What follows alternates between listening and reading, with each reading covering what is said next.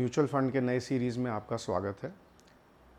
इस बार हम लोग म्यूचुअल फंड का बाइफरकेशन उसके स्कीम के हिसाब से करेंगे और उसकी कैटेगरीज़ में कैसे डिवाइडेड है वो देखेंगे।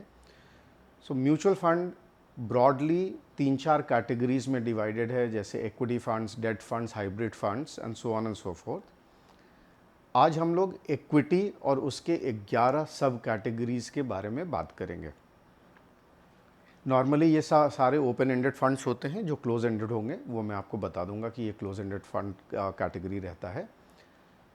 स्टार्ट हम लोग एकदम बेसिक सब कैटेगरी से करते हैं इक्विटी फंड्स का, जो लार्ज कैप फंड्स कहलाता है।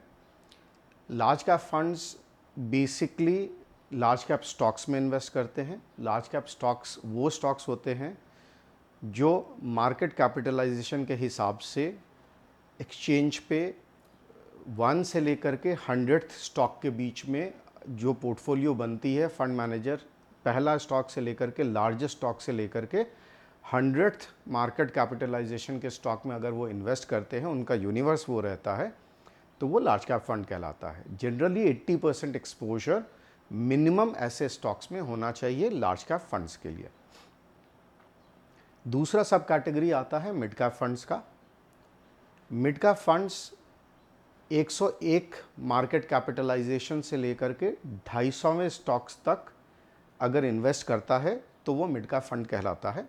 नॉर्मली इक्विटी ओरिएंटेड फंड्स के लिए सारे फंड्स 65% एंड अबव आपको इक्विटी में एक्सपोजर रखेंगे। मिड कैप थोड़े ज़्यादा वोलेटाइल होते हैं लार्ज कैप फंड के बनिस्पत।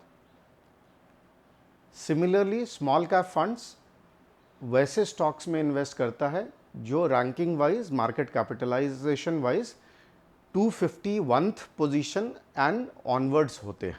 तो ये थोड़ा छोटे स्टॉक्स होते हैं जो कभी मूवमेंट भी एक्चुअली ज़्यादा देते हैं, तो वोलेटिलिटी इनकी ज़्यादा होती है। अप मूव में भी ज़्यादा मूव करते हैं, डाउन में मूव में भी ज़्यादा मूव करते हैं, इसके लिए रिस्क इनका ज़्यादा माना जाता है। चौथा कैटेगरी जो कहलाता है वो large and mid cap funds का कहलाता है। इसमें सेबी कहती है कि 35% एक्सपोजर आपको लार्ज कैप स्टॉक्स में होना चाहिए। फंड मैनेजर को एलोकेट लार्ज कैप स्टॉक्स में करना चाहिए 35% या उससे ज़्यादा। सिमिलरली मिड कैप स्टॉक्स में भी 35% या उससे ज़्यादा का इन्वेस्टमेंट करना चाहिए फंड मैनेजर को। जब ये कॉम्बिनेशन होता है तो ये फंड का कैटेगरी आपको large and mid cap funds कहलाता है। धन्यवाद।